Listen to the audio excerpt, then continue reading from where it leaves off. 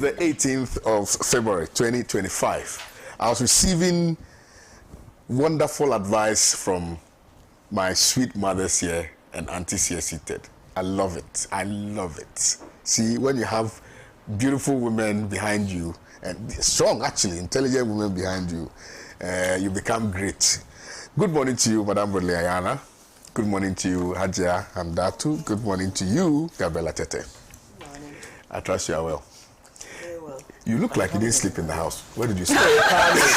Kwame, you've asked this question to the set. Heavy statement to Kwame. Hajia, So why are you taking it in the negative? You didn't sleep in the house, doesn't mean that. Thank you very much. Maybe you I slept at 9:30 because I wanted to wake up to study. I woke up to and I couldn't sleep again. When you ask something, I'm full of coffee. She came to me in Bokwasi. And maybe enjoy my conversation. Aja, did you listen to her answer? She said, I slept at 9:30. Why did you sleep at 9:30? I slept at 9:30 and woke up at 11. I couldn't sleep again till about 3 o'clock. Wow. And I dozed off.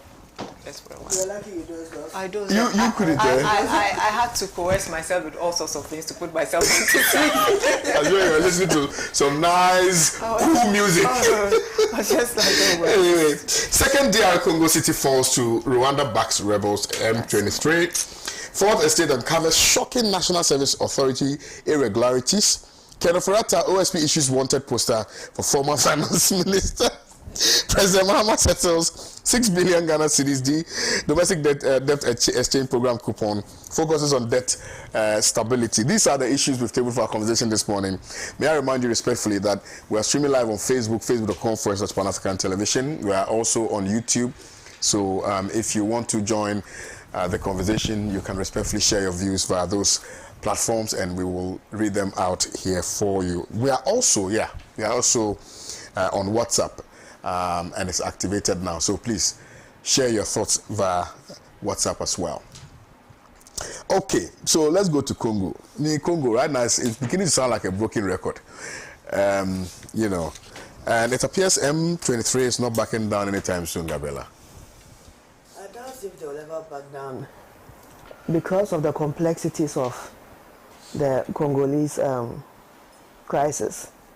You know, as we've always said, Congo, we all know, is a very rich resource country.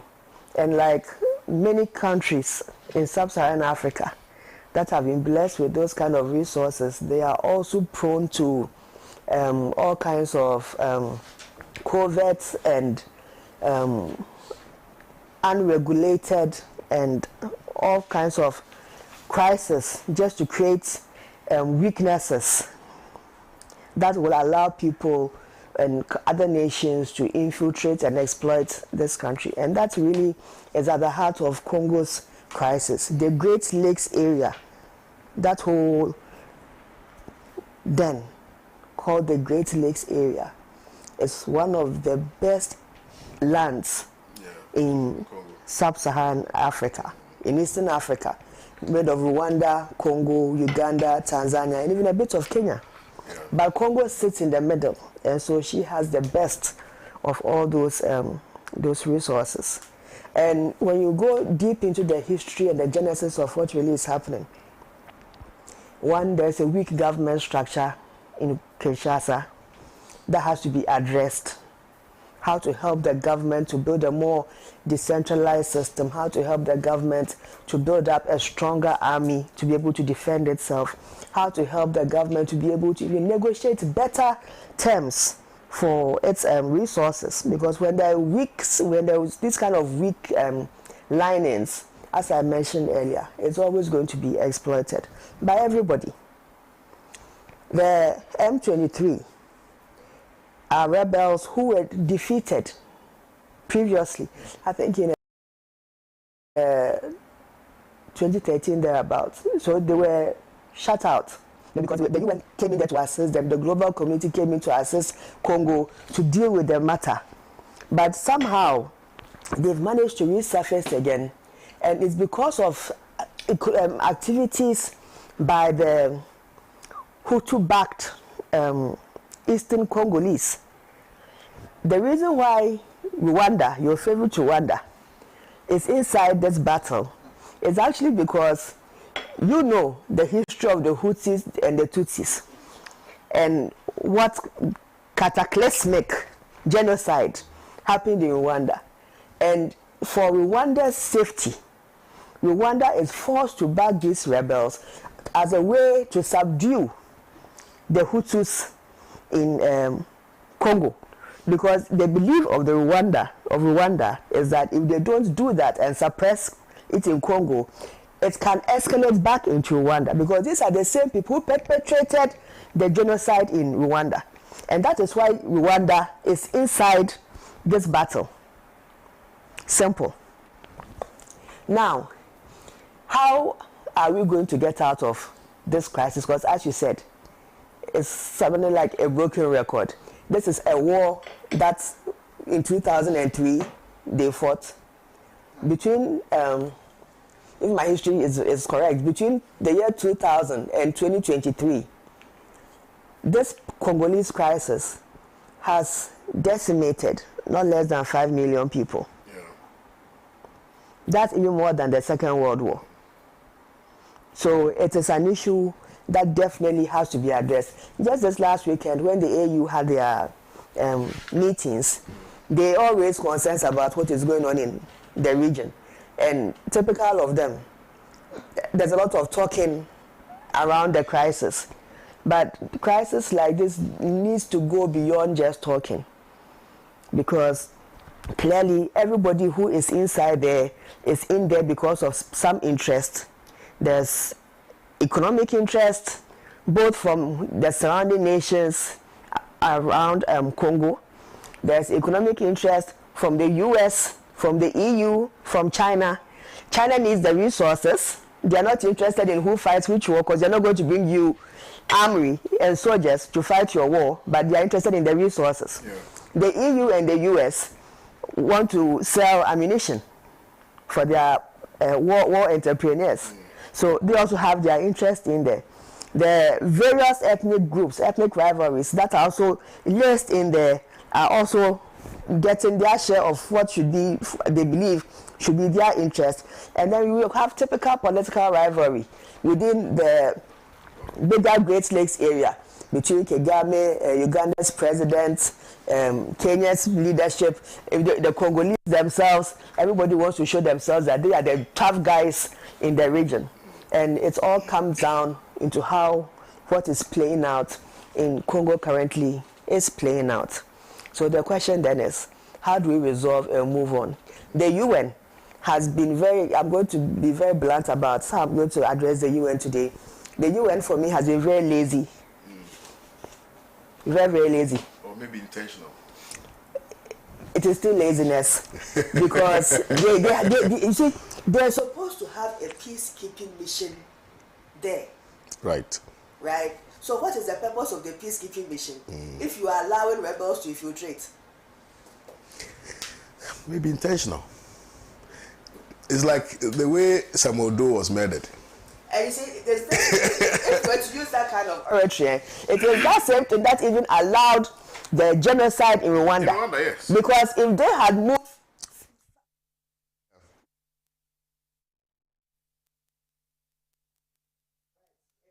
the same thing, the resources in the Great Lakes area. Of course. You remember how Samuel Doe was killed? So I think the AU, the ball is in the hands of the AU. They have new leadership now. I think His Excellency, I saw a flyer making the round that is a vice chairman or second something. Vice chair. Yeah, so they have a new Mogadishu prime minister or somebody who's now the chairman. And so even though people also say that he's also aligned to other Western powers. So let's see how it plays out. But I expect that we have to find a way of. You know, the East African has the East African community. No, it's the Southern South Africa. East African community, the EA. They are the ones I'm calling the big boys who want to show that they themselves on that ground they are powerful, but rather weakening Congo. Yeah, because and I don't know why, because I remember following. I followed Paul Kagame's. I think they held this meeting to try and fashion out maybe something that could bring some finality to this whole conflict in the area. So Kenya was in attendance. I think Uganda was in attendance. Rwanda. But all of them are backing one rebel group or the other. Fantastic. So that is the allegation that is being leveled against the bloc by Congo. But as to whether it is true or not, we don't know. You see, Uganda has ADF. Let me explain something to you. Which is aligned to ISIS. The allegation is that Obama. The allegation is that Paul Kagame was trained by Museveni.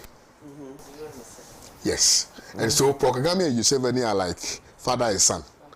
And the allegation is also that it was Museveni who assisted Paul Kagame take over Rwanda. And so they are saying that, you know, because of what Gabriela said, that the Eastern Congolese who are seen to be Rwandese, you know, if they are not, if they don't support them to take over that stretch, Kivu, call a place Kivu, they will now come back to Rwanda and cause mayhem in Rwanda. And that is why they are saying that Paul Kagame's military is supporting M23. You see, that's the whole problem. But I think it goes beyond that, because there was also allegations of Rwanda taking advantage of the mineral-rich enclave and stealing their resources. And because even the trade route, there's a major trade route on that. Exactly, because Rwanda has no natural or mineral resource. So how then do they have their gold? So it means that exactly. So that is, so it's a whole convoluted matters that, you know, ought to be. But again, we are unable to face reality, Adia. You know, the fact that we know glaringly what the issues are, but we are just creating a certain, you know, fiction in our minds. Talk. But we know what the reality is. We know what the truth is. You know, and that Rwanda now is even talking tough, that if South Africa likes, they should come. When I saw the tweet, I laughed. They got money, but they also have support. They have support. You know, so I mean, how do we, I can't even ask this question, because it's like, we talk and they don't listen. You know, because they know their interest, not so. Yeah. So sometimes I wonder why we even discuss these matters. You are asking me. Yeah. Good morning to you. Good morning. My two sisters here now, cherished voice. I mean, this African problem is just like some of the crises that we are facing in Ghana. Yeah. The nation it's is created. setting in. Because since we are people who don't think of our own people, but rather the interests, personal interests or interests of what we are going to get. Because if it's anything at all, look at, Gabriela has said it all.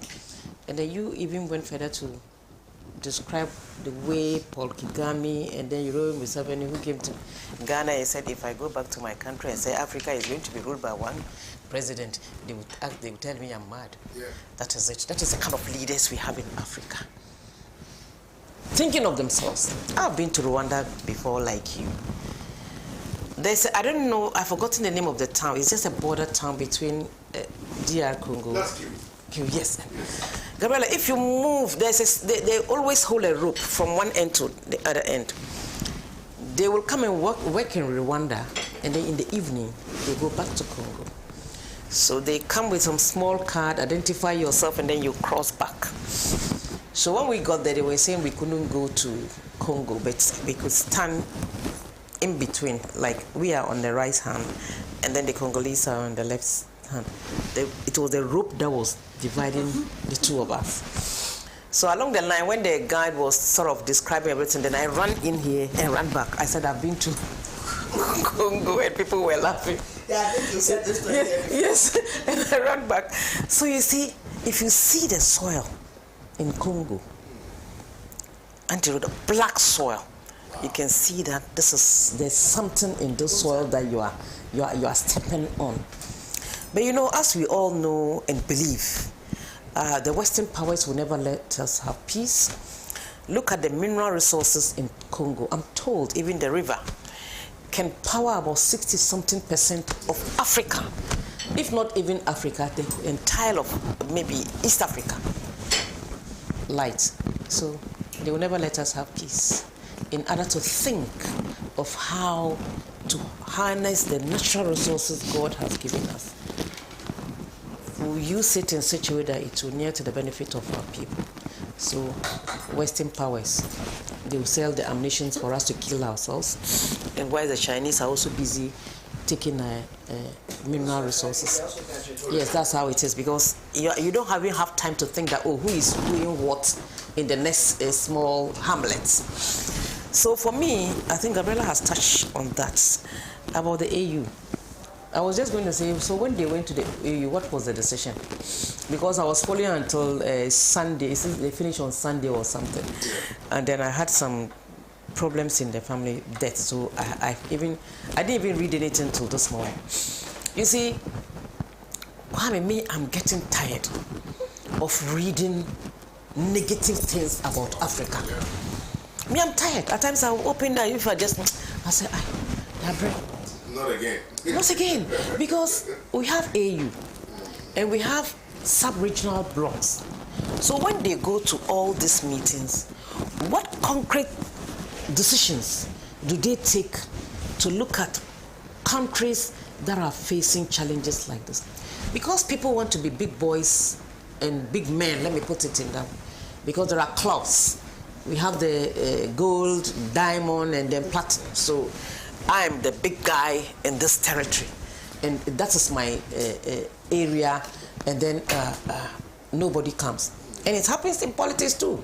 Maybe in our country, maybe this person speaks his or her mind, so therefore let me just push the person back so that he or she will not even come in trouble what I'm going to do. We have instances in this country where some regions, a new MP will come, and then he will say, now I want to be the King Kong of the area.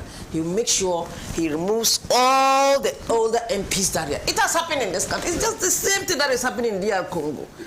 People. Rewind and come back again. Oh, me, I'll say it. You said some people. Oh, yes. I didn't hear that. Oh, I'll repeat it. Yes, please. Oh, should I Yes. rewind? Yeah, rewind. I'm saying, even in this country, Okay. we have new MPs that we knew who decided to be the masters of their regions by eliminating all old MPs so that they'll be the Mugabe of the area. It has happened over. That is what Paul Kagame and Yoweri Museveni are doing. So it is everywhere. You see, you were near Simpura. So as politicians, some of us cannot even sit and talk about it, because even within our territory, people are causing mayhem. People are doing things that will sophisticate people just to master their nose, as the Hausa will say it. You see, so for me, there's no fairness in this world. There's no fairness. If you're going to talk about fairness, it is nowhere. Ghana or Nigeria, wherever. If somebody just gets some small power, small cash, that person wants to be seen everywhere. What Gabi says is, excuse my language, nonsense. What Auntie Rhoda says is rubbish. What I say is typically madness to some people's ears. We have to call a spade a spade. African leaders have failed us because AU is not a club to go and drink and just have some soft voices. Meanwhile, you are facing people who are causing the mayhem in those regions, and you can't tell them. Paul Kagame, please, what is your interest? Yoweri Museveni from 1984, isn't it? Abba, is he not tired? And then they are causing problems in their. Some children were not even born. Now they are adults. They are still facing the problems of the old people who created when they were rebels and other things, and still they become president, and still they are causing mayhem. So me, Congo, they have to think for themselves.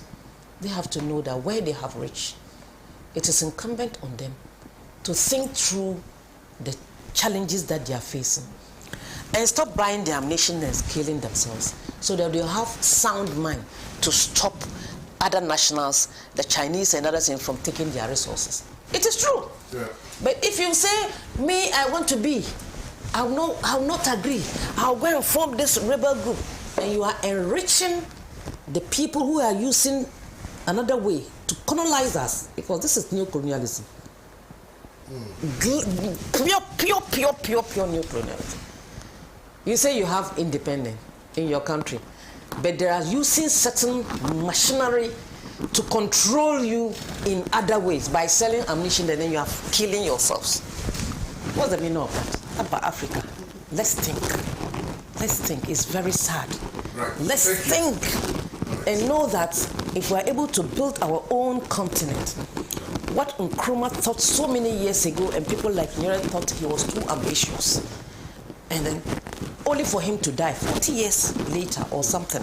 I remember a lecture by Julius Nyere said, some of them didn't understand Nkrumah. If you didn't understand, why didn't you ask for explanation? I like that. Hello, Lynn. Good morning to our cherished viewers. Good morning. And to my sisters here, and to yourself. And thank you for the advice. Anytime. Yeah. DR Congo. You know, the name Congo itself is one particular country that, as Ghanaians, we don't want to forget, because our troops were in Congo. Our fathers and grandparents, some of them were in the Congo. And they talk about the Congo with such memories, some sad and some not so sad. So we should be interested in things that are happening in DR Congo. I think we've got some troops there, MONUSCO. They are there trying to keep peace, even though they are being killed, because people do not understand what peacekeeping means. Especially when they it comes see to you as another enemy. To the African continent. It's very difficult for them to actually understand that peacekeeping means keeping the peace and not getting involved in the activities of the country. I keep asking myself what would happen after Paul Kagame, when Paul Kagame leaves the scene in Rwanda, because of his control of the country and all the neighbors around him. He seems to be the big brother of that area. So I just want to say that the genocide is what brought about all this. But we are made to believe that because Kagame is such a wonderful and a great leader, the Rwandese are now one people. And if the Rwandese are now one people, why should he even want to have anything to do with DR Congo rebels? Because the best thing he could have done was to ask his Tutsi brothers to come back and leave the Hutus to be there, since they are still brothers anyway. But in a situation where there are still some Hutus and then Tutsis in DR Congo and they are still fighting, means that Kagame has not been able to keep the peace. When we look at the situation in DR Congo, we might be asking ourselves, what at all is in DR Congo that should want or warrant this whole interest of the Western world? We have France has interest there, the European Union has interest there, the US has interest there. Everybody seems to have an interest in DR Congo. Now we know that at least it's a mineral-rich country. It has one of the largest deposits of coltan, which is used for our mobile phones and the likes of it. It has gold, it has diamonds, it has practically everything, and some rare minerals that you don't find anywhere else. And this is supposed to be manned by a black person, an African, a Congolese. And I think that doesn't sit well with the Western world. They would always want to come in there and scatter. And of course, when they have stooges and the likes of Kagame and other Western lovers helping them out, this is exactly what we will get. Conflict all the time. The arms dealers are cashing in because rebels buy, they go, they get the minerals, they sell just to buy arms to kill themselves. And then the vicious cycle goes on. So at the end of the day, the question that the African Union, if there is still an African Union, because unfortunately, for us in this country, our last government did not make us to know that there was an African Union. He didn't actually deal with the African Union. But we are now seeing some form of emergence from Ghana going to the African Union again and trying to put ourselves in the rightful place.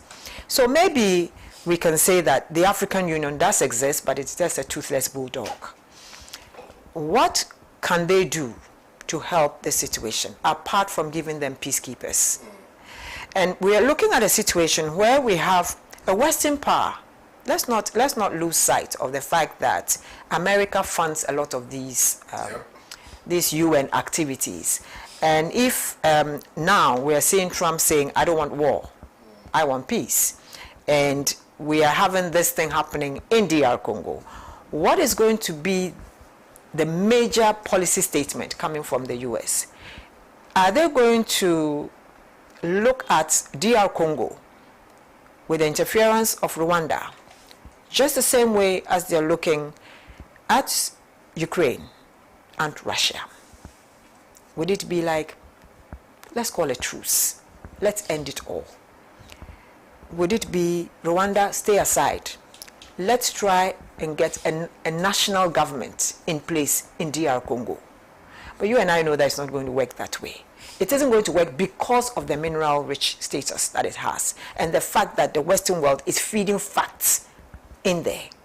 So our main focus now should be on Kagame. I think the African Union should ask Kagame a few questions. What his real interests are. If his interest is about protecting probably the Tutsis that are in there, I think there's enough room in Rwanda to take in those Tutsis. I think he's on record to have said, and quite frankly, that he doesn't like the fact that he's been associated with it because he has absolutely nothing to do with it. He claims that when the demarcation was done, it was done such that there are people who speak Kinyarwanda who live on that stretch. Yes, on that stretch. And instead of the Congolese government to find a way of bringing all of them together, they always ostracize them. They are always ostracized, yes. Yes, the ones who live along the Chivu borders, they are always ostracized. And that is why people think that it is Kagame because they speak the same language, because they have the same tradition, etc. But when the demarcation was done, it was done such that the people were left there, but they are not Rwandese. They are proper Congolese. That's the challenge. And that's why he's refusing to admit that he is directly involved in this whole exercise. Of course, I mean, this is his words against exactly what has been, exactly. So, you know. So we will expect the African Union to take a more proactive view of the things that are happening there. Very well. And to get to the bottom of this, because you see, at the end of the day, if DR Congo doesn't settle, the rest of that region will not settle. And as for Museveni, one can't say much about him because he's godfather, and so we'll just wait to see. But my question will still be, what happens after Kagame? Right, right. Well, thank you very much. Let me remind viewers that you are still watching the newspaper segment. We're streaming on Facebook. You can send your messages via those other platforms, YouTube, etc. Let's come back home. We have our own internal matters to deal with. And as has been reported by Fourth Estate, the National Service Authority has is bedeviled with a lot of irregularities. And because they went to court when Fourth Estate wanted to publish same, for the court to injunct the publication of it, we did not get to see and read about the rot that was happening at National Service Authority. Now, we've had the opportunity of uncovering every little detail of what was happening at National Service Authority. Hadia, I mean, National Service. Already found. You wonder why people are so... I mean, I'm not passing any judgment. I'm a lawyer. I'm supposed to know better, right? Yeah. But on the face of the facts... You leave us those who are not lawyers. On the face of the facts, why are people so wicked? Just wicked. The word wicked and is understatement. That is it. Yeah.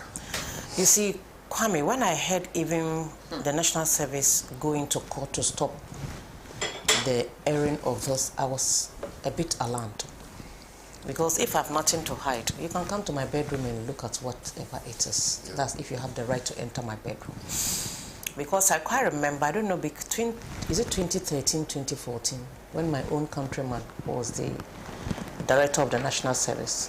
And we heard all what happened, even there were court issues and so on and so forth. I don't know whether some people were asked to pay back the money. I thought people would learn from the mistakes of others. What is National Service? after school, you serve your nation for about 1 year.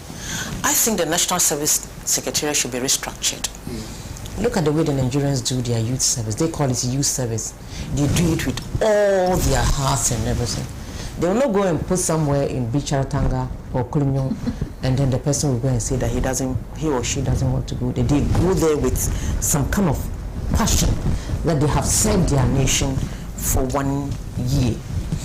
But in our case, you know, I was thinking the Ghana card will help in a way.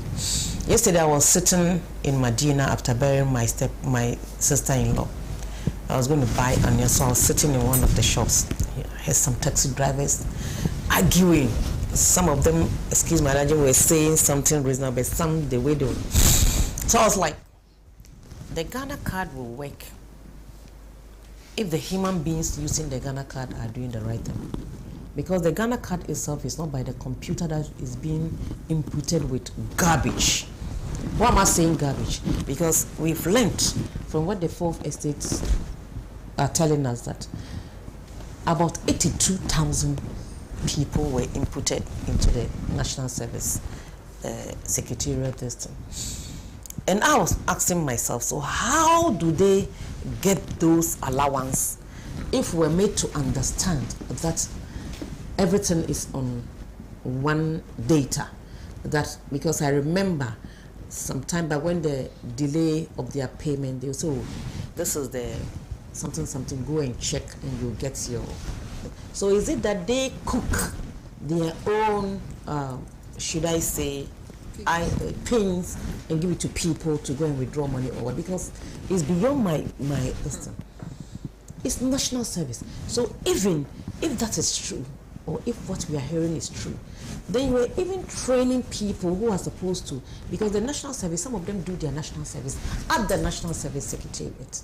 So which means, are you training them to know how to loot wherever they find themselves or what? Because I wrote on one of my, one comment on social media and somebody did not understand. And I said, if this is true, that's why I'm saying if this is true, I'll be very, very surprised. Because of the ordeal some people went through when they were found culpable with this national service thing. So even, and somebody was saying, oh, okay, 100 bikra. I said, even if it's 10, one. Even if it's 10, once, there's something like 0, because 0 you cannot chase it. Even if it's 1, why should you do that? Why should you do that? So for me, Kwame, any money that has gone the wrong way, we should use the process to retrieve our money. But one thing I've realized about this country like is that if there's any act of corruption, instead of us to work on how to retrieve those monies or take those people through the laws that we created for ourselves, we rather use the media. And then maybe if the person has something, he or she can easily hide those things that the person has stolen from us. The national service thing, somebody will say, as your father-in-law will say. Because I'm so scandalized. Why should National Service Secretariat rather be a place that people will loot? I learned there was even somebody who is 92 years, 80 something years. So even if you are going to sleep, you don't steal. You don't even know how to steal. You don't even know the retirement age is 60. And national service, I don't see anybody doing 60 years national service, unless of course maybe the person has gone to school later and he or she wants a national service certificate. Then there's some arrangement with the establishment. You not believe that when he was in a position and he said that we have money here. Oh, ask for money. Because anybody who will tell me that we don't have money. It is strange. So me, I'm happy that they are not going to go for the extension. I'm happy too. Because we have, there's a lot of money here. They were making over 20 million Ghana cedis per month. Can you imagine? 20 million. And where does it go to? That's a question that. It's sad. In this country, we tout ourselves. And this is just one institution. Oh, listen.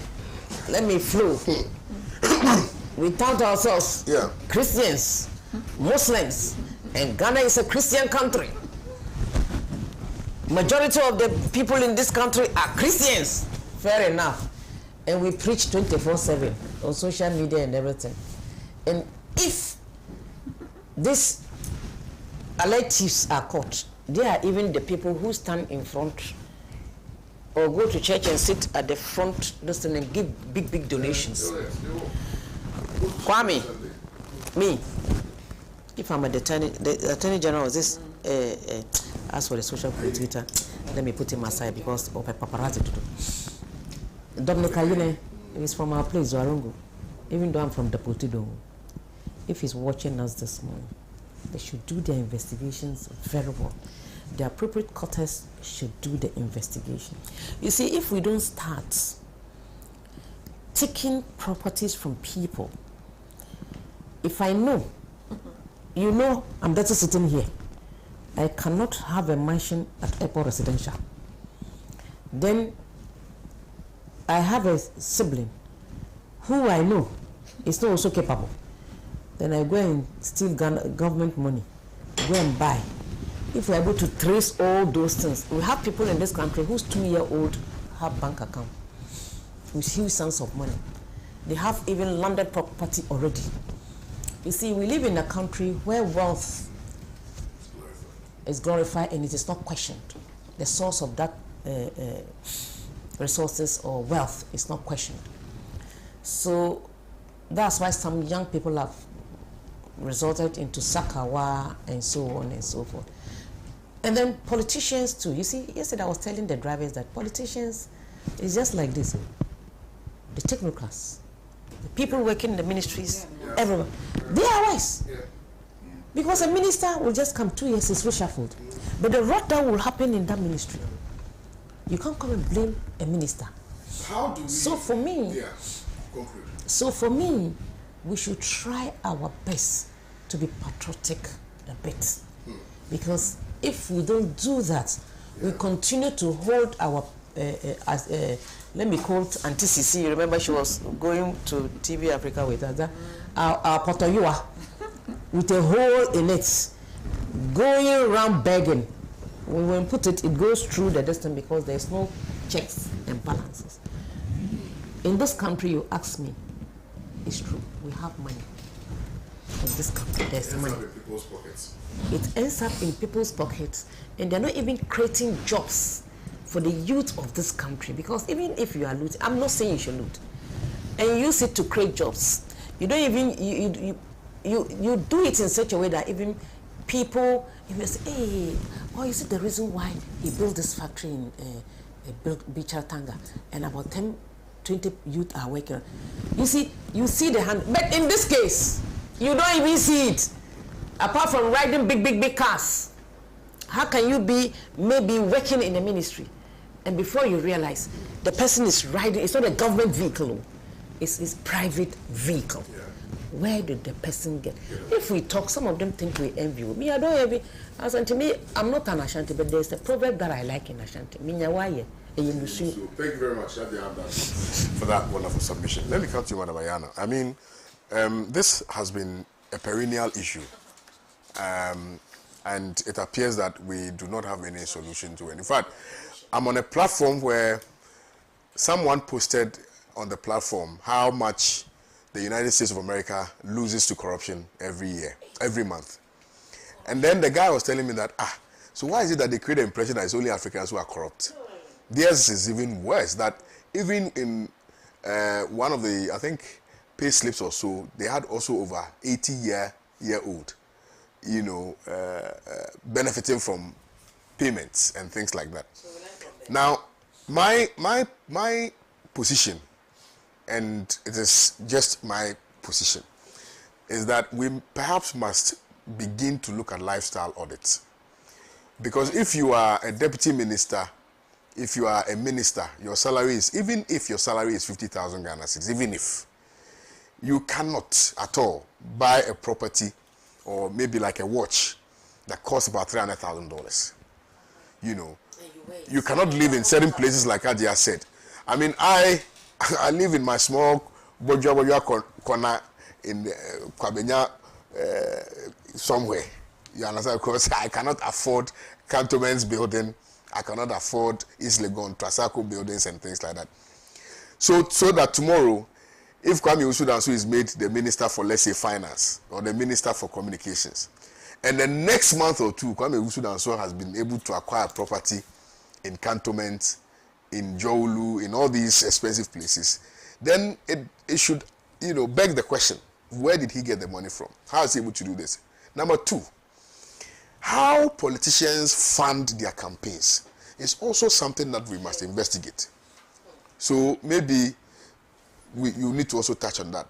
Then maybe number three, Ajia said something, but she just fleetingly made the point. But it's also very instructive that you have people who are able to sponsor other members of parliament.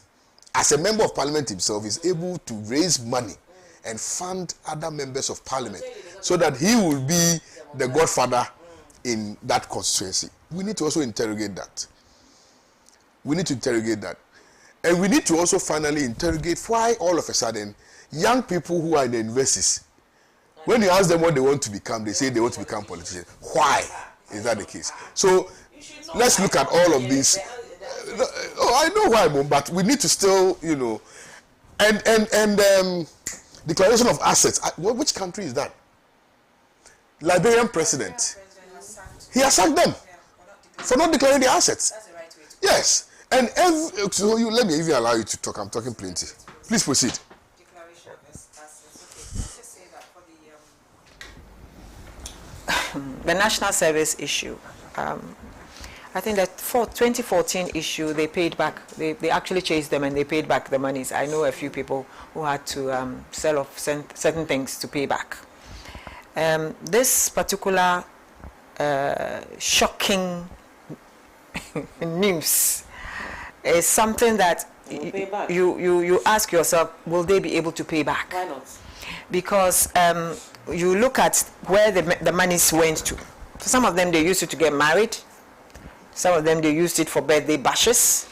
Some of them, they used it to go to Dubai on holidays and Thailand. Some of them, they buy pizza. Yes, they fly pizza from, they meet the aircraft and then collect the pizza at the airports. I mean, this was... Pizza is from where? From UK. From UK? From UK. They bring the pizza arrives here. You don't know. No. So those were some of the things that were happening. So let's just say that this is bad news for us. And salvation. Oh yes, salvaging, if we play our cards right, if we're able to do the right things, if we have the political will, we should be able to salvage some of it. Because you see, these monies don't sit. Apart from people using it to buy watches, they used it to pay dress designers, they used it to pay all manner of things that we cannot get those monies back. And when those kinds of monies are coming, because they knew that every week 20 million is going to come, you spend without thinking. I think that it's about time we took a second look at the national service and actually see what impact it's supposed to have on our societies. The Nigerians, they give you military training before you go, they post you.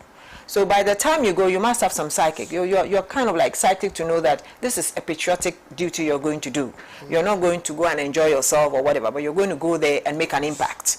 So they go. And I think that maybe we should also, we should start putting them a uniform, because the Nigerians have a uniform. Yeah, uniform, yes, I like the way. Yeah, they have a uniform, and that uniform makes you identifiable wherever you are, that you are a copper. Yeah. And so you do the work, and then you are proud of who you are and what you're doing. Actually, very proud of it. Yes, they're very proud of it. They enjoy it, and I think that is what we have to start doing.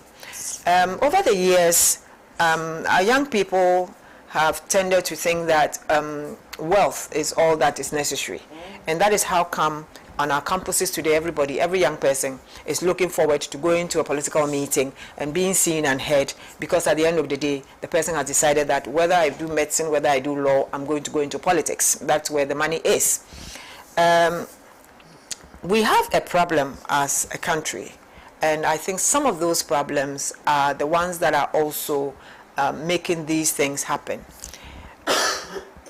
Our governments will have to start thinking about state housing. Housing is very important. a lot of people, most of the people we see who are grabbing government funding are building real estate, so to speak. That's where they are putting the money, because they see it as one area that there's a great need, and therefore when I steal this money, that's the whole thing. And even that, when a young person gets into a position, the first thing that comes to mind is a house. I need to get a house to lay my head. I need to get a car and all that. So it means that there is a shortfall somewhere. We have a state housing company that builds houses, $245,000 for a 3-bedroom unit, and you ask yourself how many Ghanaians can afford that.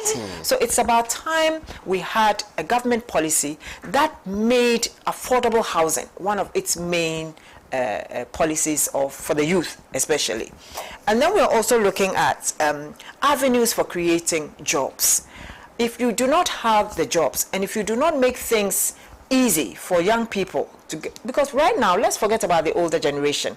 We have played our part. We have failed the country as I see it, and we all think that we should give the young people an opportunity to build this country. Unfortunately, some young people are not actually making us proud, because all these things about the fourth estate, they are young people that are involved, and they are young to the extent that they do not even understand probably the harm they are doing to the country as a whole against what they are taking. In a larger chess game, because it may surprise you to know that some of these young people are just stooges so they are just agents. They are just like conduits. Yeah, they may be conduits, but some are not. They've got criminal minds, you know, and it's all because of the way society has made wealth. You know, everybody is thinking about riches. Everybody is thinking about how to amass wealth. And then this whole idea of a binsika, it's for the state. It's not your father's money. Yeah. You understand? That attitude, it must stop. And we must stop first and foremost. I said that, look, let's clear the ministries. Let it be a working environment. Let people go there and work, not to go there and be receiving unnecessary visits, you know, where they sit and couch all manner of deeds. You understand? When I was growing up, ministries was a working environment. Yeah. You go there and everybody's in their offices. You don't find people selling things and people walking around. We are coming. Everybody's like moving in to see a minister. What are you going to do? What are you seeing the minister for? You understand? But these days, that is what is happening. And because of that, people get the opportunities to do those kinds of things. So I'm looking at the situation. You're talking about lifestyle audits. If we're going to do a lifestyle audit, we will catch a lot of people. As it should be. As it should be. But who's going to start it? You know, and Domilevo says, that's a former Auditor General, he said, look, we cannot recoup almost about 60 billion. It's gone. Because he has spoken and spoken all the years. We have a PAC, the Parliamentary Accounts Committee, sits on TV, and people are found culpable of embezzling. And the end of it is that nobody even pays. You don't see the end of it. They go scot-free. So how do you expect other people to think? Because it's like, after all, if I go and embezzle, I'll go scot-free. You understand? So looking at that, and you look... Just an aside issue. I mean, also the conduct of political opponents.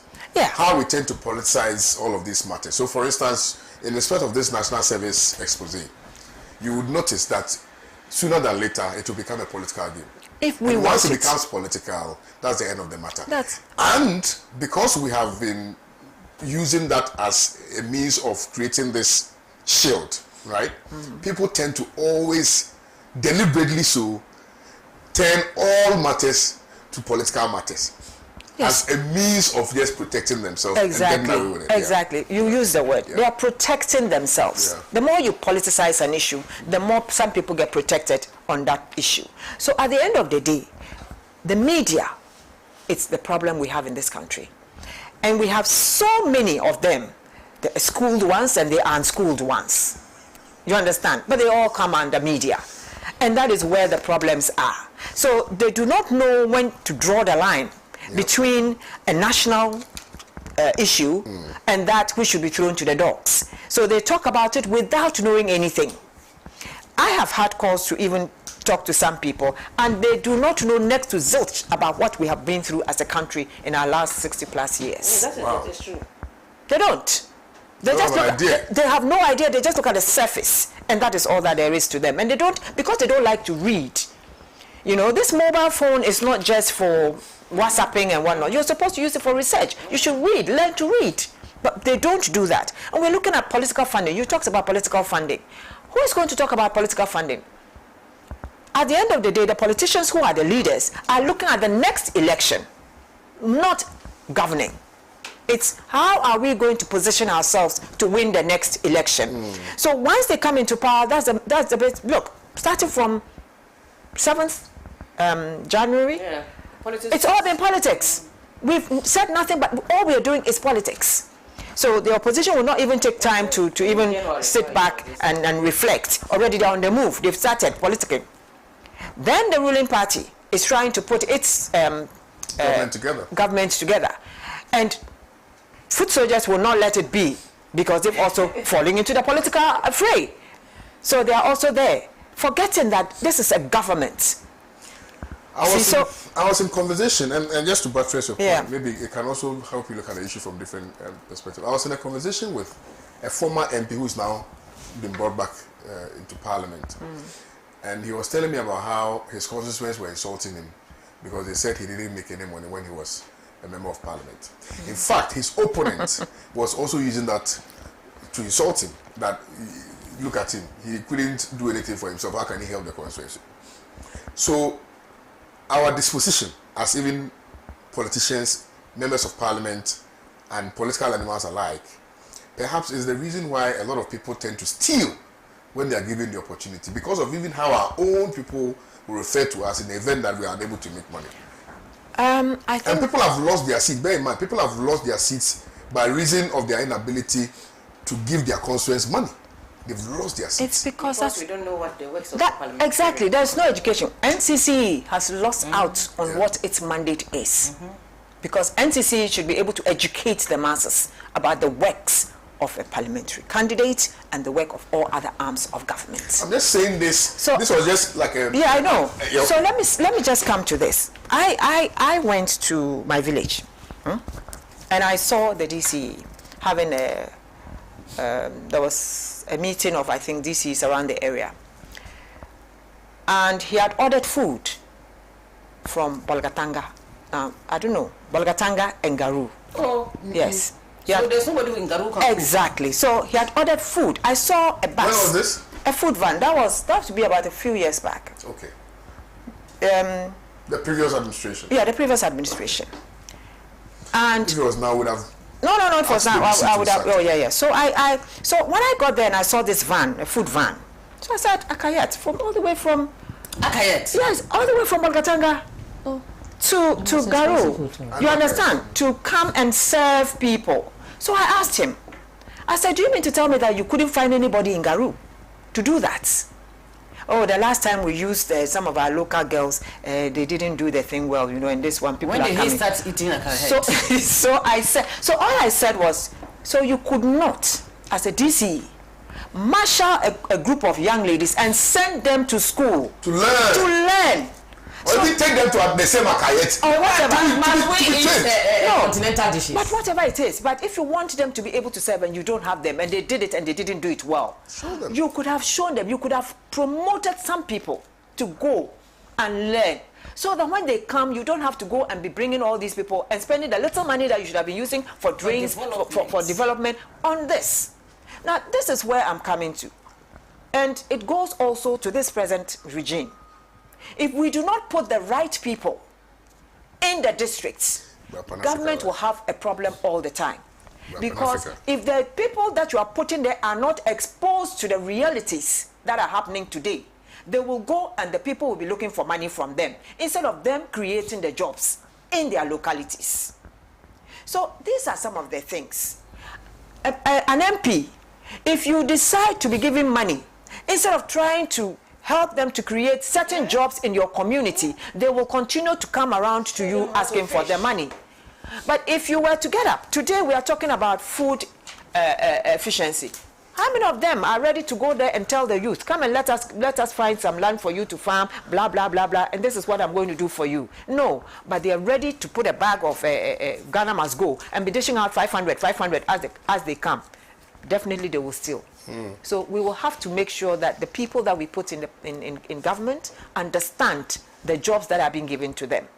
I am waiting to see whether Oral has the buffer stock company of Ghana on it, because I am very passionate about how our students, all the young people were starved, and we had a buffer stock director who was able to do all sorts of things just because he wanted to be an MP. You're talking about livestock audit. I'd want that to apply to him as well. I'm not holding him as a person, but I am just looking at a situation where the children of this country were being starved, were eating cocoa, no sugar, no bread, were eating half balls of kinky, and yet there was a buffer stock director who was living big. Well, so with all this, national service is just one. I've just given you another one. If Oral hasn't gone, I want to know. I have not accused or said that the director has been, but I want to know why. Yeah, I think Hanan has been explaining why I think he's suffering, even though at the time he was scared to be frontal about facts. So, but personally, he had told me that, Charlie, the people who were not allowing him to work. You know, it was difficult because buffer stock is under some ministry, right? Agric. So if they were not producing, and then education came in because they are supposed to feed the schools. So honestly, I think that he was just like a little canoe left in the middle of the ocean. He couldn't have been a canoe. Please, I beg you. If you are given a position and you are not being allowed to work, you leave. You resign. We'll consider that next time. You resign. But so I'm very interested in that. But you have raised your integrity. Yeah. Yes, I am very interested in that because for me, I think that we should not allow people to take offices where they cannot perform. All right. I don't see why we should pay people and then we become terrible. We become worse off than they are. Thank you. Thank you, Madam Diana. Small digression. This United States, is it true that they have a base or military base in Ghana? Yes. So what are they waiting for? I think John Mahama should try and because as Trump is sacking that's why one of our youths is marching from Tema to the State House. No. The military base there. One-man demonstration, face up. And we are in support. Because America. As for the base, we don't want anybody's base here. Yeah, we don't want anybody's base. They should let me come to you, Gabriela, on this subject for that before I read some of the messages. We have looked. Oh no, understand. Don't worry. We'll still discuss Kenofurate's matter. Let me remind you guys that still to come before Gabriela speaks. Still to come, Kenofurata OSP issues wanted poster for former finance minister. President Mahama settles 6 billion DDEP coupon, focuses on debt stability. Gabi, on the issue of the Fourth Estate and the National Service Authority and matters arising. Look, I know Gifty personally. She was, I think, 2 years behind me when we were in tech. So I know her, and we were very close back in the day, right? Now, when this story broke, I sent her a message. I said, Gifty, what is happening? He said, some people are just trying to, obfuscate facts and then come at her. And I said, okay, then she needs to issue a statement if she thinks that she's not directly involved. Because she tells me that she's not directly involved. And I said, then issue a statement in response to that which has been put for her. She said, at the right time, they are all going to put out a statement or something like that. That's what she said. And then about the watch, to be honest, the watch that she wears, people say it's $300,000. It's not. I know where she buys. Yes, I buy it from the same gentleman. Except that as for this one, it was given to me by somebody. So this one is original. But where she buys her watch from, that's where I buy my watch from. I know the gentleman. It is not $300,000. It is not $300,000. I'm not holding brief for her, but I think that as journalists, we must also speak the truth. From where I sit and from what I know, yes, there may be some discrepancies in the numbers. There may be some discrepancies. They may have used the office to make money, etc. That one I don't know. But in respect of the watches that she wears, I know the gentleman that she buys them from, and I buy my watches from the same gentleman, so I know. And as to why she has not responded to the fact of the fiction of it, I do not also know. Because I advised her that, listen, one of the things that you ought to do as a public servant, I didn't ask her. As a public servant, one of the things that you need to do is to always try and respond to matters. Otherwise, when you leave a room, people will conjecture.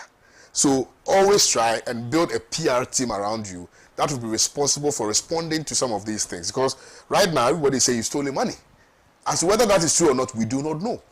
The fact, exactly, on the face of the fact, you have stolen money.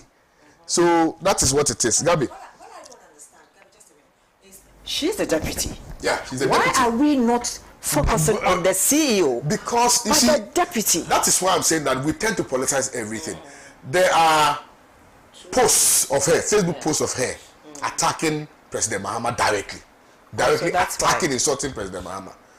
You understand? And even using some unprintable words on President Mahama. I want to believe that that is perhaps one of the reasons I don't why people have singled her out. Amongst all the executives, she was also the one who has been there the longest. So, again, you know, and she also went and bought a football club. Yeah. You know, and all of that. And I knew her. You know, I used to go to Power FM with her. Was it XYZ? You know, so, I mean, you may not be wrong. Lifestyle audit. You may not be wrong to assume that, yes, she should have done one or two things. But again, yeah, so. And I'm supporting her team, you know. Oh, yeah, no, I go to stadium to watch them. So, yeah, okay. First of all, I have to commend the Fourth Estate for uncovering this mess. Because if they hadn't done the painstaking underground investigations, we probably wouldn't have found this out. So some audits, other audits, exposed it. And then, by extension, all other investigative journalists who are trying to uncover rots and all kinds of things that are going on, quote unquote, in the darkness. A lot of revelations from this investigation, as Hajia mentioned, and you also mentioned, 81,000 ghost names. Some names were repeated 226 times. So it tells you that clearly somebody clever was sitting behind a computer and then just updating and uploading names for taking national service allowances. You know, during the campaign season, I'm digressing, but I'm still within the point. During the campaign season, there was this group of guys that I want to talk to. They were sitting at under a tree where they played dam, and I went to chat with them regarding our politics and stuff. And one of them was saying something like,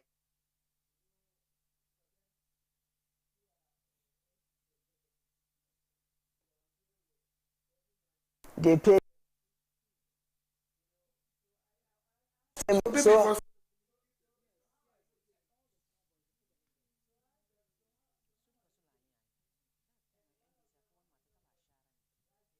it's not just national service. They mention other agencies.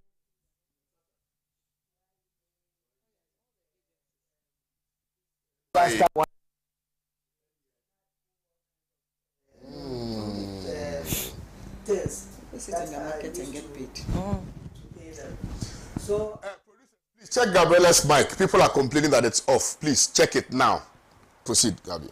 So it's an interesting investigation. At least it will open Pandora's box for other agencies that have this kind of massive people on their payrolls and allowances to be audited to see whether indeed these people really exist or not.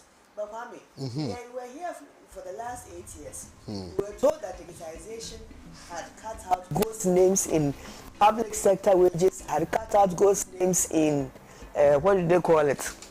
national service allowance, all this stuff. So how come this has been uncovered?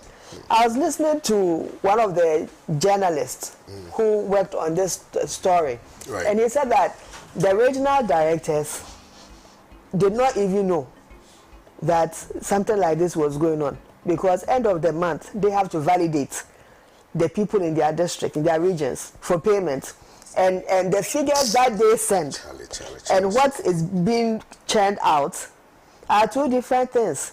So it's clear that some people up there in the main administrative setup were busily doing their own things, adding names, adding numbers, and then getting paid. Look, currently as we speak, National Service has a lot of young people out there on the field working.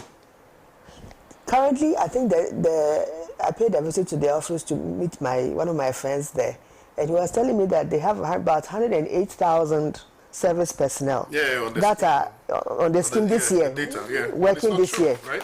Working this year.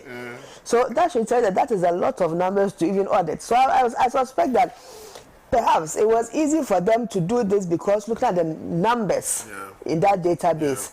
So they probably didn't have a system that could verify these people.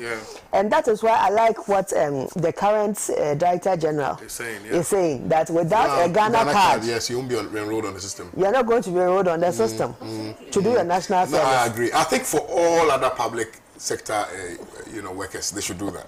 It's a very commendable thing that he has started. So that when you're even 60 years, automatically you are off. The Ghana card also, because there are some other ones that are just floating in the system.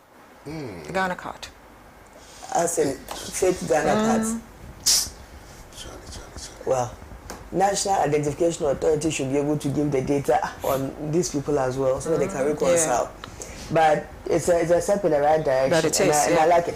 But again, we have to get back into the main crux of the matter. What happens to these monies? When people are investigated and it is found out clearly, who are these people? Do they exist? Why were they on national service payroll? They should refund the monies, and then they themselves, because they are aware that they were collecting monies illegally, should also be made to face the rigors of the law, so that anybody next time when your name is put on a system and you know that you don't belong on that system, you will find a way to go and report to yourself that your name has been put on a system where you don't belong. Absolutely.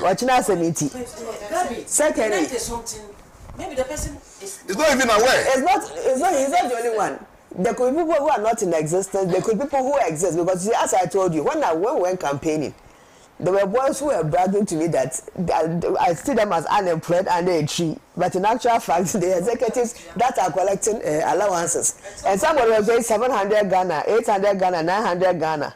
You understand? So clearly, those monies were coming from somewhere. Again, in this country, we now have this thing they call a plea bargain, where if you've been found out to engage in any of these financial loss and stuff, you will refund the money back to the states, and then you are given some leniency of some sort. The kind of money, when you do this calculation, this thing is amounting to, how are you going to refund? We are talking billions now. We are talking billions. They bought houses abroad. The state will have to go and find all those assets and confiscate them. And the people who are responsible for this, they must also face the rigors of the law. The government should not be seen to be fighting corruption. The government must actually fight corruption. That is when people will have faith and know that the resetting agenda that has been promised is on course. Fourth Estate, good job. Government of Ghana, it's your turn to move on this. Very well. Thank you very much, Gabriela Tete. This is also a caution to the current CEOs and Director Generals of all the state institutions and parastatals that they ought to tread cautiously. Otherwise, when it gets to the point where they are also involved in some of these deals, somebody will invoice you for kebab. We will sit here. We will sit here and call them So out. you see, Kwame, if you know you are not entitled to something in the ministry or something, and then somebody brings you maybe a pay voucher to sign for monies that you've not worked for. People should be very, very careful. Yeah.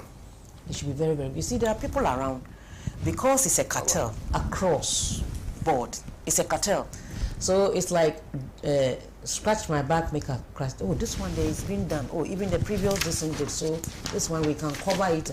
People should be careful. Yeah. It's alleged that's how the guy And again, I mean, you all of you have pointed out that it is not only exclusive to specific ministries. I think across It's the board. across board. Look, even this It's across board. network fraud and things like that. It's across board. You know, somebody was saying that how is it that Vodafone we don't experience this? It's For them, MTN. it's only MTN. MTN. It means that there are people in MTN Yes. who are actually facilitating this. And you don't get this- any help. I MTN just fraud. saw Somebody told me this. Said this thing Vodafone on we don't my receive those account. things. Yeah. Pip, 10 minutes. Then somebody called. Please, what was school kakra? They say yes. Me patrol assembly. You be Adobe. Me person me say now downloading now. Me say, Mambo, so I didn't ask you to send me any Adobe. message. Then he said, I'm saying patrol anyway. Then a lady called with a Vodafone number, telling me I still have it. Me friend from MTN office. Me see me. Vodafone number on the free Because you're illiterate. Oh, okay. So I was who kakra me say. So be sure Uncle Pesa when you sika. How did you know? How did you know? Me say patron. Intimate friendly baby who accept me say me accept when you I can't say the word I said to her. No, but it's You know, And but people are gullible. you know. so again, the point I'm trying to make is that we had SIM card fraud. Do you remember? yes. Yes. We have SIM card fraud in this country. We have network fraud. We have all kinds of fraudulent activities in this country. Everywhere. You know, so if this resetting agenda must not be only exclusive to Chasing politically politicians, exposed no. persons. I think that we must reset every sector of this country, and that is the only way we can progress. Otherwise, it will just be The mindset change. Yeah. Must be there. We must make people. I mean, you know live that in a community where these kinds a of 16-year-old gentleman is driving a Range Rover. Yeah, and nobody's finding anything. Nobody and is you talking actually about laugh it. about it. Yes. Oh, you just got it. You live in a community where 19-year-olds are building mansions, driving. When you say this, oh, you envy them. Yeah. You know. Envy. And Okay. we live in a country where people actually show Their murderous activities on TV Yes. and asking people to come and do juju, to come and make, To come and be rich. and nobody cares about it. No, there's so much that we are not taking. You know, so this resetting agenda, Consideration. I mean, Sam George is at the communication space, so I hope that he's going to really sanitize the communication space. Otherwise, all the kinds of things that we see on TV, 12 midnight, they are showing pornography, You're talking they are showing about all sorts of things. on your you know? road, on the high roads, you even see their billboards. Yes, all these things must be Money must be making looked billboards. at. Come Anyway, and see me. Yes, come and see me for Kenneth Oyata we don't see is anything. still on OSP's radar. OSP has officially issued a wanted poster for former finance minister. One of the things that I heard that was really baffling for me was that he's traumatized. Traumatized. And I, you know, and our Pratt was asking, so the Ghanaians whose bodies have been chopped, they are not I didn't The 800 or so people who died. Yeah, so I mean, clearly, you know, the one that really hurt me, the owner of Kama. Yeah. He died. Yeah, He just died. out of, and it was because of this, the stress. Of course, the stress. The money. And he said He died because he wanted to die. 800 of his colleagues had died. Hey. Yes. Yeah. Was there counting? Yeah, they have a platform. They have a platform. This Yeah, haircut thing. No, He this said- haircut thing he was. said they had a That's platform. what the heck can. The haircut. Anyway, so yes, OSP has issued a wanted poster for former finance minister. I saw it. I think I didn't say it made critical. Oh. Gabby, let's start with you. Kenneth Oyata. You know, I was watching the TV when the breaking news came that the USP was doing a live press conference, and everything that he said about this gentleman, they telling him he was in hospital, a Mayo clinic, and all this stuff, and subsequent NPP press conferences and all kinds of things that they've been saying on the floor of Parliament just to try and create some avenue to clear Ken Oforiatta.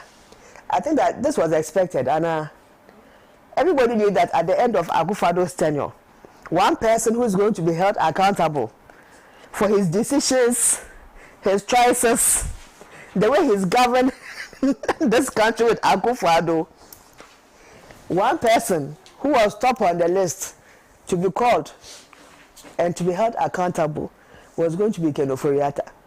This is not surprising. Did we know it was going to be this quick? Maybe that's where the surprise comes from. But as for whether he's going to face the rigors of the law or not, and this morning when I was listening to you when you were singing your Onwani JJJ, he had this attitude where it was like you take decisions on people's savings, people's pensions, things that affect people's lives, and to a large extent, people's destinies. And it was like for you, it was smooth sailing. It was just another day in the office with the stroke of a pen. We are in debt. You can't do anything. You can't do anything. Yeah. And when Adia, who said that 800 people have died. I mean, now think about these, the families of these 800 and the families of the others who had to take this painful, bitter pill that you gave them.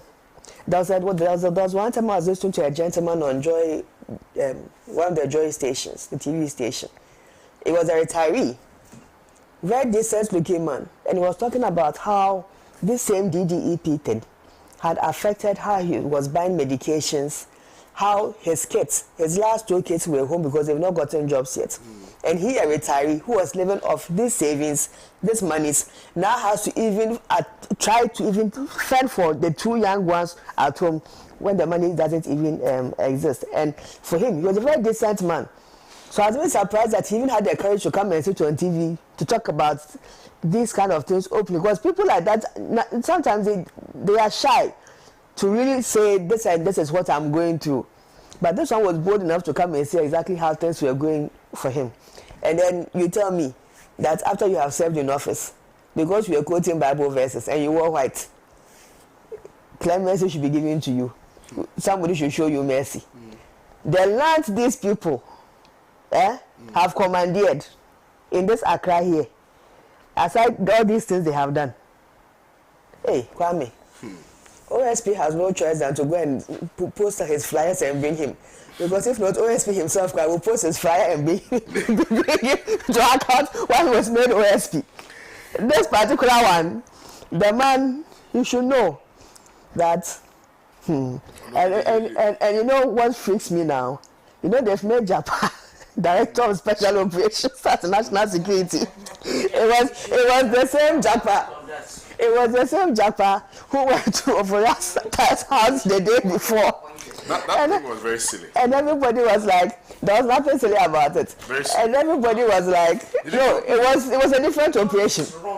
There were 2 different operations. Which one? There were 2 different operations. Japa's operation was different from OSP's operation. Japa was not working for OSP. No, you're not getting my point. My point is that even that act of going to Ken Ofori-Atta's house, whether it was the OSP or the Japa. Now, do you know how many former appointees had their houses raided by security that doesn't make it right. Hey, doesn't make it right. Hey. Then why did we change the government? No. They were in James's house. In fact, they James, that didn't want it. Yes. But in James, they were. Even he Japa. There were times that Japa will take screenshots and videos of his CCTV and start sharing on platforms because the people are coming to his house. Okay. And for his own safety, he shared these things. So NDC cannot be in power forever. So in the event that we'll find another solution, but for now, this is the solution. For now, this is the way. All right, thank you, Adia. Yes, I am of the view that if anybody is found culpable, if somebody has caused any financial loss to the state, if somebody has taken Ghana money in a way, I think the person should be held responsible. They asked for the SO, I mean, to be bonny, I had an OSP. Kenofurata was here 1 year before elections. We didn't hear him. Was he also prevented from doing his work? Oh, no. Then he's not fit for purpose. Then he's not supposed to be there. Yeah. Then he's not supposed to be there. If you cannot do your work independently, meanwhile your his work is like the is it which course, which level is he? Is it the appeal court? So his job is secured, isn't it? Yeah. He's secure. So why is he afraid? Why is he afraid? He's got a secure job. So if you have a secure job and you cannot act because those in power appointed you, then you are not fit to be there. You're not fit. You see, this particular special prosecutor want paparazzi too much. He likes paparazzi to be heard everywhere. Much about to do nothing. You see, he's just walking anyhow, taking paparazzi to people's houses and doing things, coming on television, investigate and bring us the results. That is what we want. Nobody is saying don't chase Oforiatta. No. Was he in custody and then he escaped? Or what? Even if he's giving excuses, Wanafi, he will come. And then maybe if you want to issue, maybe he's wanted or something, fine, you can have a way. But to send Japa. Oh, he said he didn't send them. He didn't say, so what was Japa business doing there? So which, no, in what capacity? No, he went there before we heard that he's the deputy director of it. He went there before. He's not deputy director, he's director. Director, yes. We didn't hear. Special operations. It was when the matter came out. Before, please, if MPP, Anti-Rhoda, please don't interrupt. You see, the issue is that, if MPP behaved in a way that got Ghanaians very angry and gave you people a resounding victory, don't go to the past. Because this person did this, I'm also going to do this. Then that is not resetting. That is chasing witch hunting. That is not resetting. It's witch hunting. But if there are no witches, I'm not saying. Why do we have hunters? I'm not saying they shouldn't chase Oforiatta.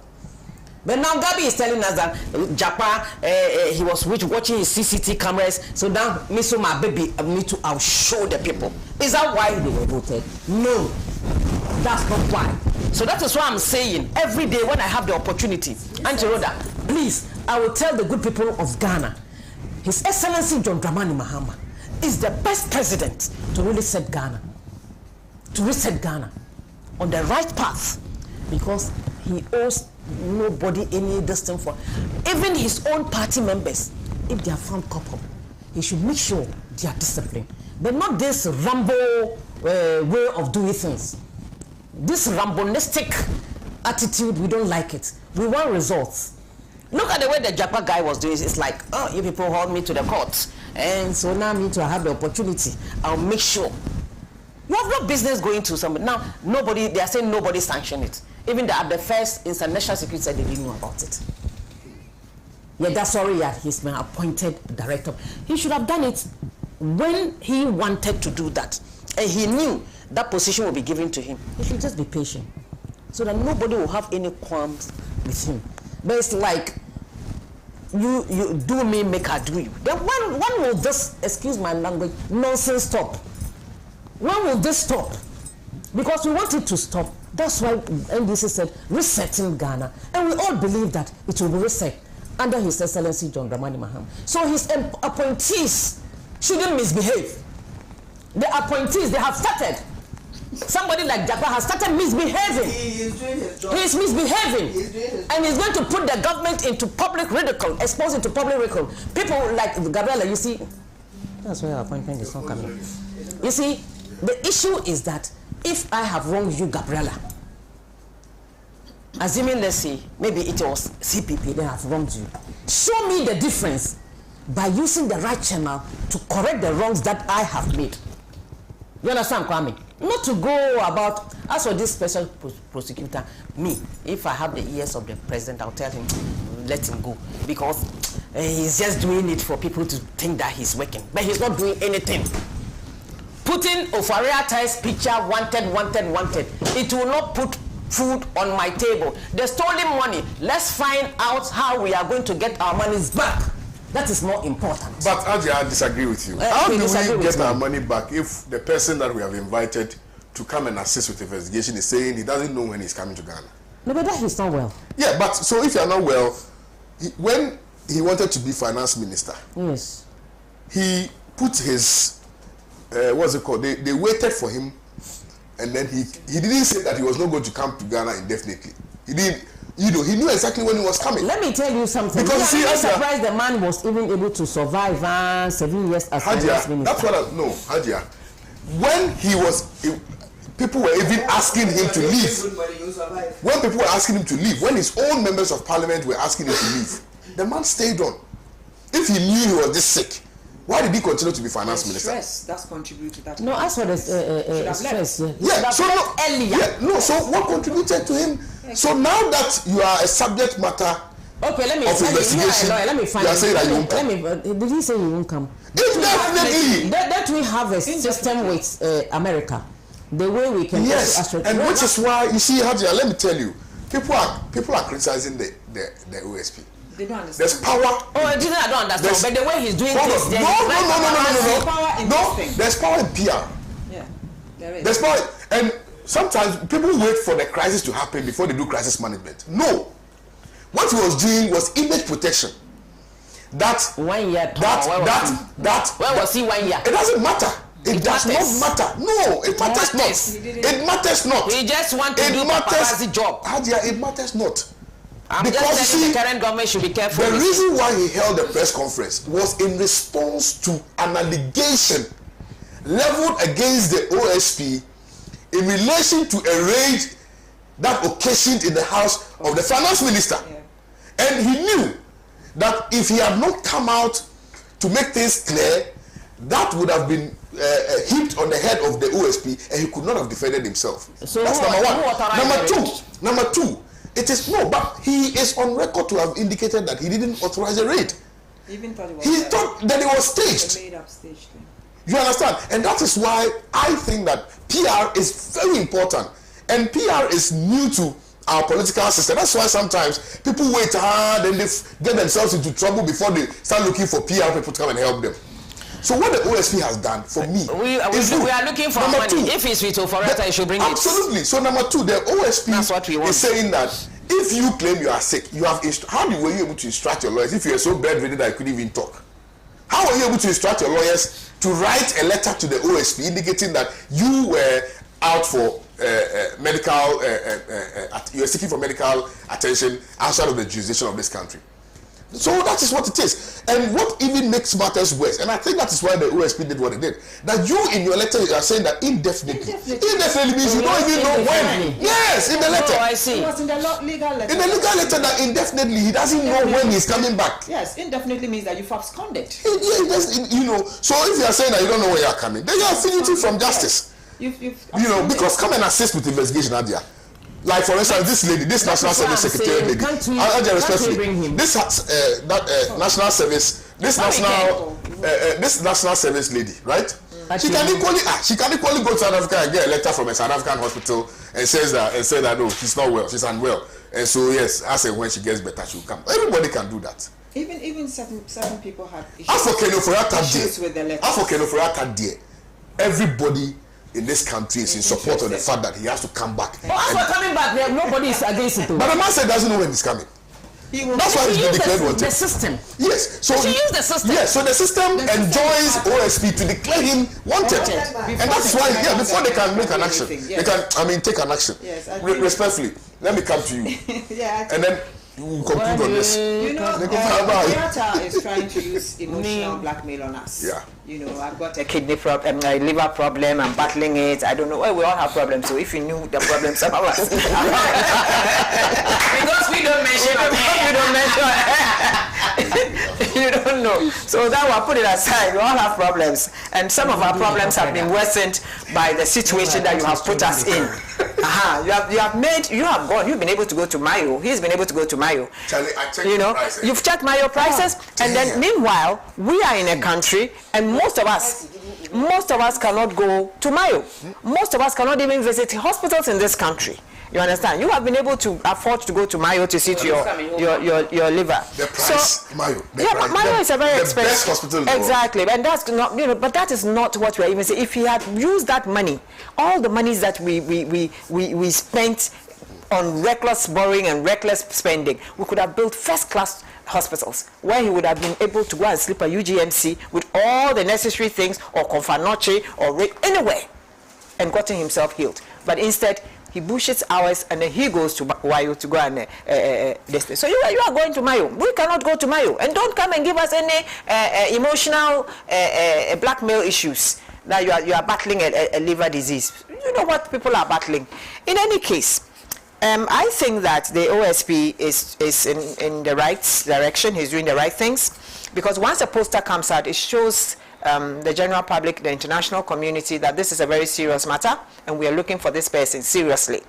It also would open up the doors for our OSP to be able to ask for his extradition from the US. Not just him, all other people who have taken off thinking that they can now go and relax in the Americas or in the UK. No, you'll be brought back. Yeah. You'll be brought back. Interpol and everybody. Exactly. Interpol will make sure that we bring you back. You get me? And I am just saying that, you see, we are looking at it this way, but just this poster alone is enough to cripple his business. You understand? True. Confidence within your business is gone. So your business is going to go down in any case. You get me? So all these things. The ones in Guyana. Oh yeah, the ones in Guyana. Everybody's now going to start looking at you. You understand? Whatever monies you've stashed in Guyana, people are now going to be looking at you. What's going to happen? But how do people get to find out this Guyana business? No, but with offshore accounts. Offshore. Exactly. Offshore account. That's what. Some people are chopping, and some people are not chopping. If you chop and leave me. So once you chop and some people don't chop, they will by all means tell. Sorry to interrupt. We all want our monies back. I said it on one TV. I said it in Twi. I will say it in English today. NDC, they can control their hunger. Omokom is their anger. They cannot control. Yeah. The MPP, they cannot control their hunger and their anger. Less than 1 month. People are just talking everywhere. Yeah. Why? Me opposition 30 years. And we are still strong. We are not dying. What is this? So at the end of the day, as for Ken, I think that he will by all means have to be brought back by whatever means possible. Yes. And I think that the point must be established that we are not saying what he has I'm saying, committed access. No. Seriously about it's an investigation. Come and help us to investigate these lapses. Yeah. Of course, we would like to know what prompted him to be the one who will always go for the loans and then take the commission for himself. Yeah. Would want to know things like that. Yeah. Would want to know why he suddenly decided that all people's money he would dip his hands in. Do you know how many grandfathers were using that money to look after their grandchildren? Most of them have died though. They couldn't even afford it. I know somebody who used to drive around with his wife. They sold their cars. They were walking. Charlie. They were walking because of this.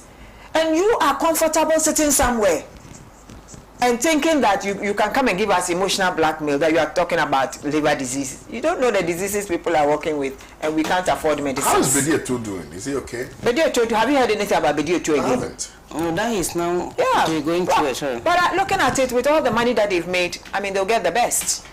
They'll get the best that there is. But whatever happens, I think that as a country, we should take such matters seriously. If we had started jailing people, taking them on, this thing wouldn't have gotten this far. Yeah. At the time that we were insisting that this finance minister, the ex-finance minister, must leave, if we had actually put in more force, probably we could have gotten him out. But we had a president who didn't see anything wrong, and surprisingly, he's not saying anything. He should come out and defend his cousin. I don't know whether it's true or not, but I heard that he said Ken should not come. You said, but even No, I don't know whether it's true or not. Even if he decides, he can decide not to come. Ken can decide not to come. He can be extradited. He can be extradited. He will leave the U.S. No, but he can decide to leave the U.S. We don't have any extradition orders with Guyana, where he has his family. Don't, yes. So he can go and stay in Guyana. Yeah. He can stay anywhere else. But if it's the UK or the US where we have those extradition agreements, he may not be able to live there. But what is life going to be like in Guyana? Going to stay there, a fugitive. You understand? It means that any time you go into a shopping mall and there's a Ghanaian who can catch you, they will just catch you and put you in a cage like they did to Omar Diko in 1983. You understand? So these are the things that we should look at. I think that our OSP should do whatever it takes, not just Ken, but all the others who have absconded. And like I just said from the beginning, when we are looking at the assets, please, let's look at their mothers and fathers and uncles and aunties and then the babies and the grandchildren and everything. And the wives and the concubinos and everybody. Let's look for them, those people. They are it's a fair warning to all appointees. Because they are the ones, yes. Those are the ones. They're 2-year-olds who own bungalows, big houses and things. We are going to set up a tribunal to fast track the prosecution of... The public tribunal. Yeah, that would be awesome. But that also comes with its own problems. You know, I experienced the public tribunal system at Obuasi during this thing they called Operation Dragnet. That was in the 1984-85 of there. And it was like an open court. I don't know if that's how they're going to do it. But it was an open court. And then there's a tribunal chairman or the lawyers and then all the other people. And when they start reading out the case, it's like the public are the ones who are actually giving out the inputs. So they start, and when they finish, it was like, we are going to give him 10 years. Then you hear somebody say 25. Like an auction. Yes, like an auction. You know, and this happened at Obuasi, and I was like, whoa. So when I heard of the public tribunal, I'm just hoping that it's going to be a different setup and a different system, because this was a revolution time. Yes, this was a revolution time. It was very scary. It was really very scary. You were there? Yes, I was there. Oh, near you. You were just sitting there. You see, the mere fact of the word tribunal yes, a tribunal, yes. And that is the fear that a lot of people are having, and that is the fear that actually should be there for people to feel that fear, that it is better for us either to go and do plea bargaining. Let's give your money here. This is what I am taking, it's not only and that is it. Or what? No, it's everybody. Not. It's even including the current government appointees. Anybody them are found. Anybody that is found wanting should be taken on. Absolutely. So I am for the tribunal. I'm for the tribunal. I'm also for a situation where government should open up and allow people to come in if they want to plea bargain, if they want to give in to whatever they have. Yes, in any case, this is not the first time somebody's face has been put on a poster as wanted. I've been seeing flyers of Yoko searching for people who have been found to engage in fraudulent activities and all kinds of things. So if OSP has a flyer and but if I were do you know what hurts me? The beginning, in my own view, the beginning of the unemployment situation in Ghana started when we closed down the banks. Yeah. And which was spearheaded by... Yeah. By kind of 9 million problems. Yeah, and meanwhile, data bank is... 9 billion problems to 22 billion. And still meanwhile, yes. People are still not receiving their money. And Nadia, to be fair, there are a lot of people, like most of my friends, who were gainfully employed in the banks. No, yes. They were fired just for no reason. Just for no reason. They come to work in the morning and tell them that the bank is closed. Yes, and they had to remove their children from school. Yeah, so most of my friends died. Some of them... Oh, yes. I was looking at the banks who were giving some monies and they couldn't account. No, but Hadia, even in America, strokes. Struggling banks are always sustained. Yes, sustained. Especially, and for me, GN Bank. The only reason why GN Bank, they were there. They were there. The market women. Yeah, but the only reason why he did that, I mean, I don't have any evidence to back it, but I mean, from where we sit, we can deduce that he did that just so his bank could be the only... No, but the only bank, but you not in Bondakanga. I agree with you. It's not in British. So it cannot be the only bank. In terms of assets. Yes, in terms of assets. I have friends. In terms of assets, and you have find everything. Yes, I have friends. But was it Sedra Gogo? Which one? Heritage. That's Heritage. You know, they were in conversation. Was this or one of these? It's an interview they had with him. One of these young guy who became the color was also red. No, it's a not heritage. UT Bank? Capital. Royal Bank? No, they had their head office even on the Congo. Beige Capital. Apparently, he wanted to buy beige. The gentleman said he was not going to sell. Yes, and that is why he went after and the same with UT. And the same with UT. He wanted a share in UT, and that. Why? Yeah, he was just. I have a friend who works with. He was just greedy. Company. I don't want to But mention. I don't know whether because maybe Pakwesi was our member, and then for that matter, Kobna Dufo. Oh. Because I was looking at And it, because if I there's can- no Hamlet. Look, let me- That GN Bank. No. Let me tell you. GN Bank was I everywhere. heard from the grapevine that it was Dr. Dufour who mentored Baumia and gave Baumia an opportunity at Bank of Ghana. Yes. And the current, the outgoing governor of the Bank of Ghana was also mentored by Dr. Dufour. Oh, I saw Dr. He mentored so many people. And you come and collapse his bank come and collapse and his bank business. and his businesses. How do you do that just because you want to be on top? How wicked can you be? So and you don't. If a government is in top. place, and then maybe the president you were voted for, you should be in charge. Yeah. You understand my point? Even if somebody are having challenges, and that person, because he's part of the government of the day, he wants to use that opportunity to kill somebody because the person has issue with that president, should call that person to order. You understand what I'm saying? You understand? You understand my drift? Because if it's anything, look at GN Bank. GN Bank is everywhere. Everywhere. That's the bank, the market women. Yes. For teachers in the rural areas, I don't know. government workers in the rural areas, you don't have to collapse them. I You don't don't know have to what they collapse. I mean, you could have done something, Yeah. and it's not like it's like a GCB. Now GCB is now PLC, Yeah. and it's not everywhere. Yeah.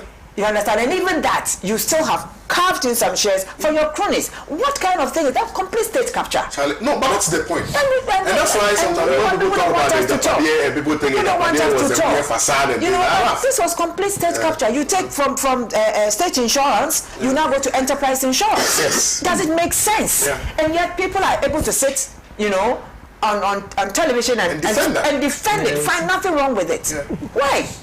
So, as for Ken, if for nothing at all, these things he must come and answer for it. Thank you, Madam Oliana. Thank you, Ajay. As for money, Thank you, Governor Tete. Anywhere. Giving Guyana. Anywhere. Thank you, Governor Tete. Thank you to you for Because watching today's edition of Good Morning Africa. I couldn't read the messages because of time.